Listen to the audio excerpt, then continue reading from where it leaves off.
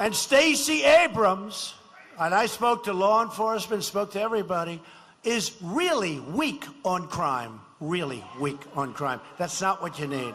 She wants to end the death penalty for even the most vicious and ruthless killers. Stacey Abrams voted against tougher penalties for violent criminals who assault our police officers.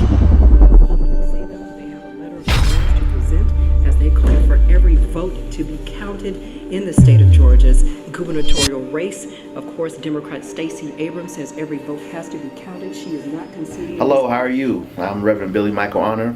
I am the Director of Faith Organizing for the New Georgia Project, and I'm also a pastor and public scholar in the city of Atlanta.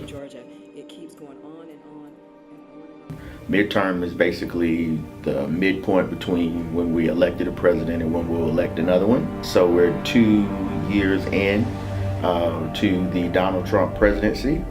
And here in Georgia, that means we needed to elect a governor.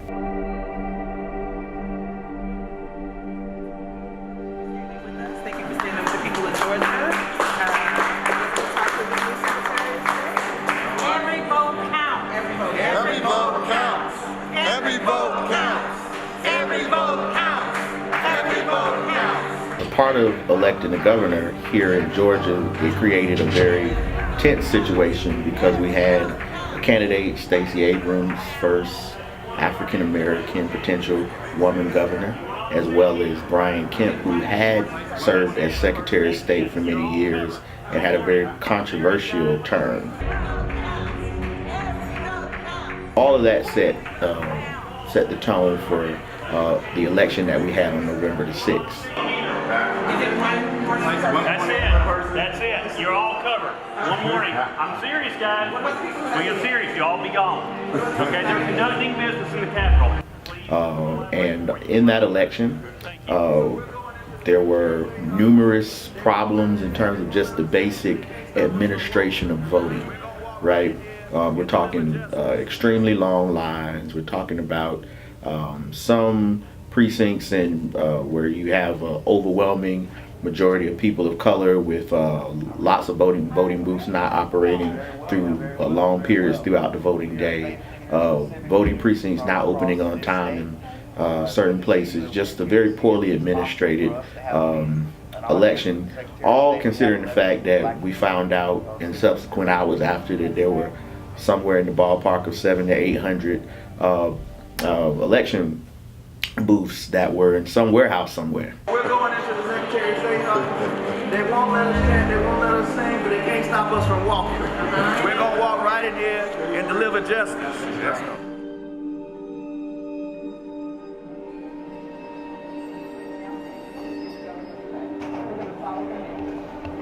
Me and my colleagues, some of my faith leader colleagues, decided that we would directly put pressure on her. So we wrote a strong letter asking for our demands and talking about our displeasure over the election.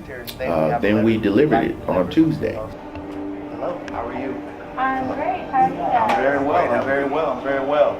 We are faith leaders and civic leaders from across this state.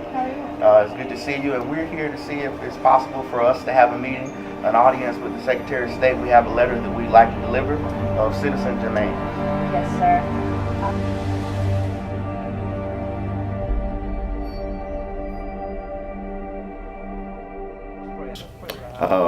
Because they said that the House was in session.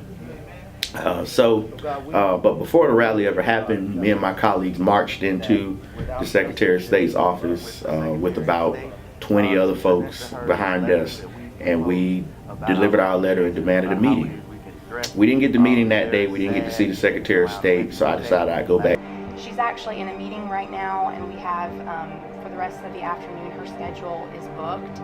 So what I would say is that I'd be happy to get your information, and we can work with her scheduler to see if there is a time where we could set up a meeting, or otherwise I can take the letter and provide it to her immediately. Well, we brought it absolutely for her to take and read and respond to.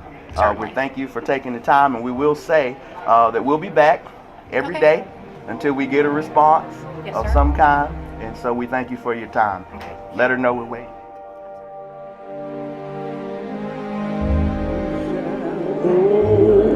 overcome. We'll get it started. We'll be first.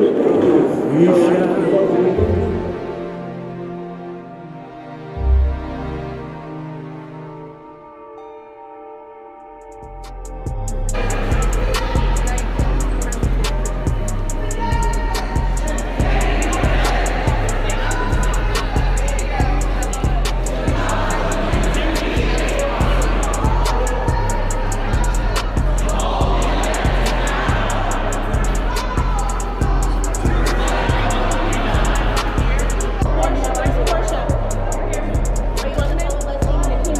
Of course, I'll be his lawyer.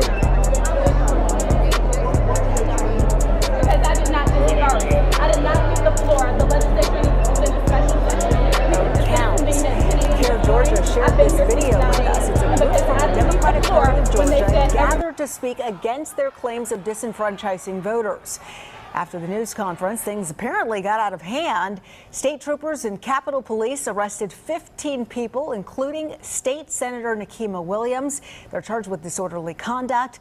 Fellow Democratic State Senator Elena Parent posted this picture.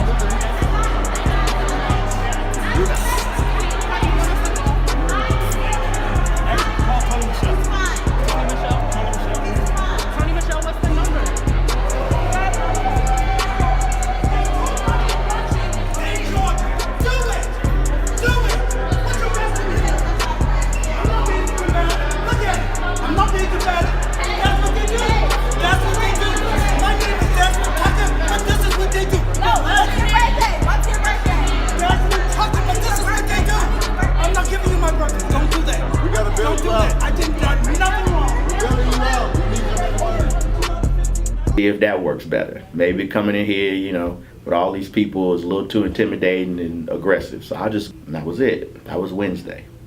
Wednesday night, about 8 o'clock, I got an email from the assistant to the Secretary of State and the press secretary saying that the secretary would be happy to meet with us. I responded quickly and said we needed to meet immediately so that we could weigh in on the decisions that she would make soon.